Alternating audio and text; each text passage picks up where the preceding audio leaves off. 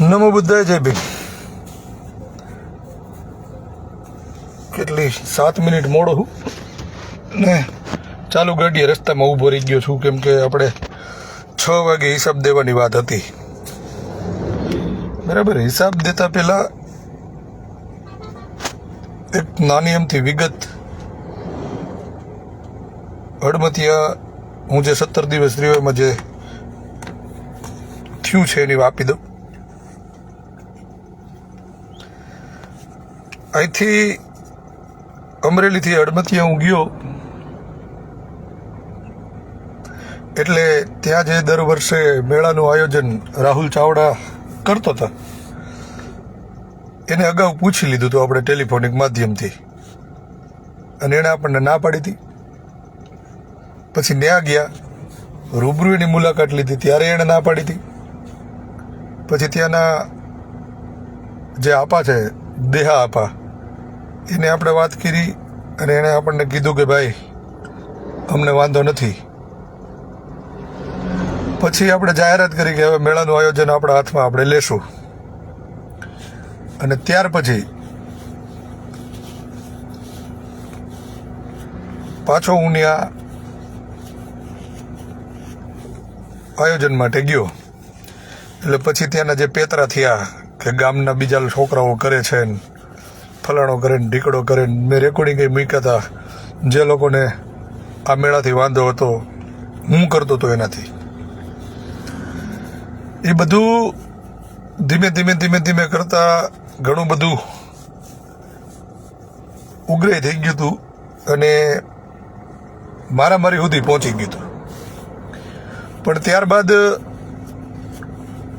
પ્રાંત કચેરીએ એક મીટિંગ થઈ. એ મીટિંગની અંદર નાયબ કલેક્ટર એટલે કે પ્રાંત અધિકારી,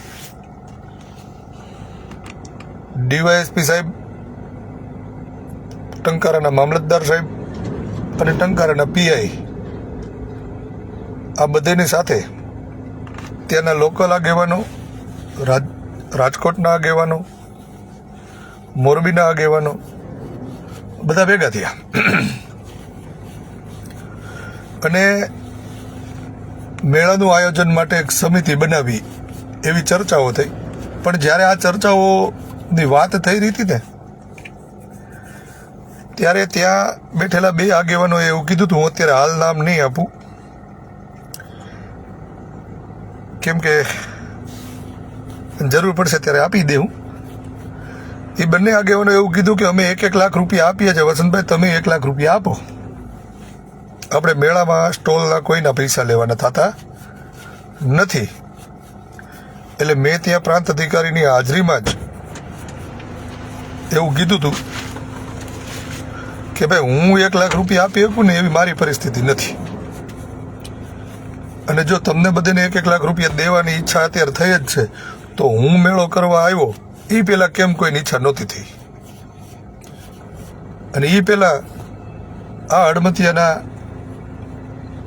પાલનપીરના મંદિરના વિકાસ વિશે કોઈએ કેમ વિચાર્યું નહોતું.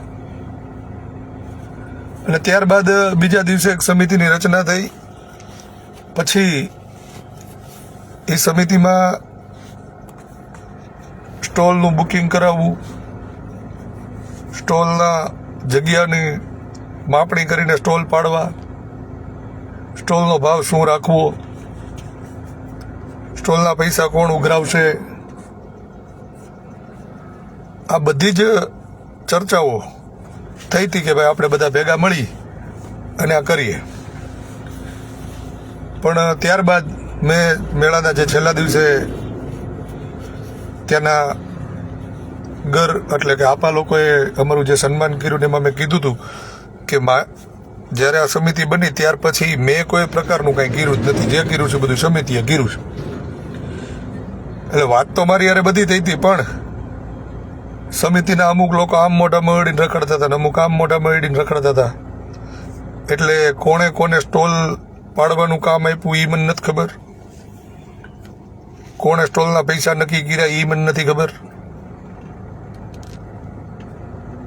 કેટલા અને કેવી રીતે ઉઘરેવા એ મને નથી ખબર. આ મેં પાવતી બુક બનાવીને મેં આપી દીધી હતી.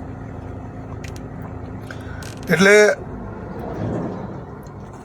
એ બધુંય જે કાંઈ થયું એ સમિતિ દ્વારા કરવામાં આવ્યું હતું, પણ એક સારી રીતે કામ થતું હતું એટલે આપણે થવા દીધું.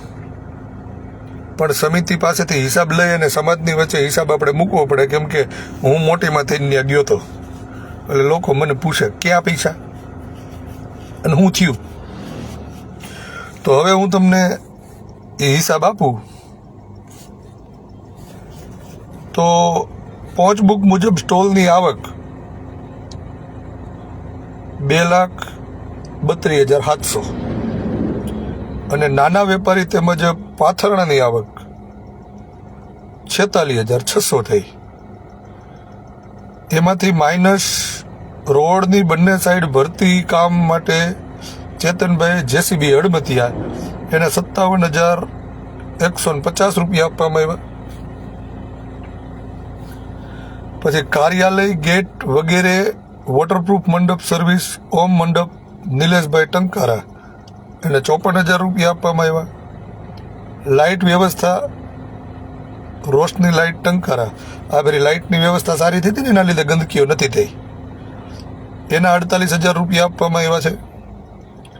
પ્રિન્ટિંગ બેનર વગેરે પટેલ એડવર્ટાઇઝિંગ ટંકારા એને 14,200 આપવામાં આવ્યા. ભરતી લેબર મુકેશભાઈ ચાવડા, આ મુકેશભાઈ ચાવડાએ જ સ્ટોલના જગ્યાઓ પાડી છે, બધાને સ્ટોલ આપ્યા છે અને સ્ટોલના પૈસા ઉઘરાવ્યા છે. બરાબર, એટલે એ મુકેશભાઈ ચાવડાને 6,000 આપ્યા. પ્લોટિંગ લેબર મુકેશભાઈ ચાવડા પ્લોટિંગ પેડે ને એને 6,000 રૂપિયાને આપવામાં આવ્યા છે.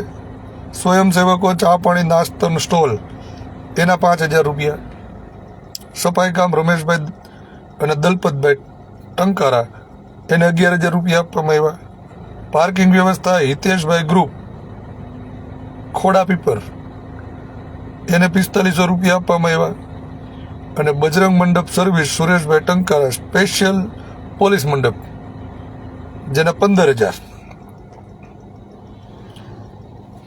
એટલે આ બધા રૂપિયા આપતા અત્યારે 58,400 ને કંઈક 50 છે ને 58,450 રૂપિયા વધ્યા છે. જે ત્યાં નાગજીભાઈ ચૌહાણ કરીને છે એમની પાસે છે ને એની સાથે મારે કાલ ટેલિફોનિક માધ્યમથી ચર્ચા થઈ છે. આ હિસાબ હડમતિયા પાલનપીરની મેળીએ 1 તારીખે 4 થી 6 એટલે આમ તો ઘણો ટાઈમ થઈ ગયો હતો, પણ 4 વાગ્યા પછી ને આ બધા લોકોએ મળી અને આ હિસાબ જાહેર કર્યો છે, જે હું અત્યારે તમારી વચ્ચે બોલી રહ્યો છું. હમણાં એનો ફોટો મૂકું છું ફેસબુકમાં. બરાબર, એટલે હવે 58,000 રૂપિયામાં જે આપણા હાથમાં છે એનાથી આપણે જે શરૂઆત કરી હતી કે ભાઈ આપણે કપૂરિયા કુંડને ફરતો વંડો કરી અને 2 જગ્યા આપી દઈએ, જેથી મહિલાઓ અને પુરુષો અલગ અલગ નાહી શકે અને વ્યવસ્થા સારી થઈ શકે. તો અત્યારે હાલ ત્યાં પાણી ભર્યું છે એટલે એ કપૂરિયા કુંડ ને ત્યાં બાજુના જે તળાવ રહ્યું એ એક લેવલ થઈ ગયું છે, એટલે એ પાણી ઉતરે પછી આપણે ત્યાંનું કામ ચાલુ કરશું. આજે 58,000 રૂપિયા આપણા હાથમાં છે નાગજીભાઈ પાસે એનાથી, અને જ્યારે પૈસાની જરૂર પડતી જાય એમ આપણે સમાજને કહેવું દેવાવાળા ગણાય છે, પણ કંઈક કામ ચાલુ કરી તો દે ને. દેવા બધાને છે પણ કોને, કોઈ કામ કરે એને. તો આવી રીતે છે. અને રહી વાત બીજી ઓલી ₹1,00,000 વાળી, એ હોતેનાની અંદર એડ કરવામાં આવ્યા છે.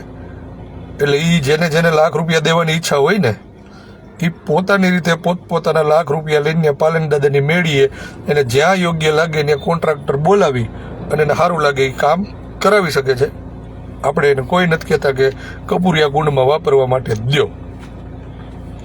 અને રહી વાત મારી, તો મારી પાસે ₹1,00,000 હોત તો હું ત્યાં મેળો કરવા જ ના આવત, હું સીધો જ ₹1,00,000 લઈને આવત ને મારે જે કામ કરવું હતું હું કરી નાખત.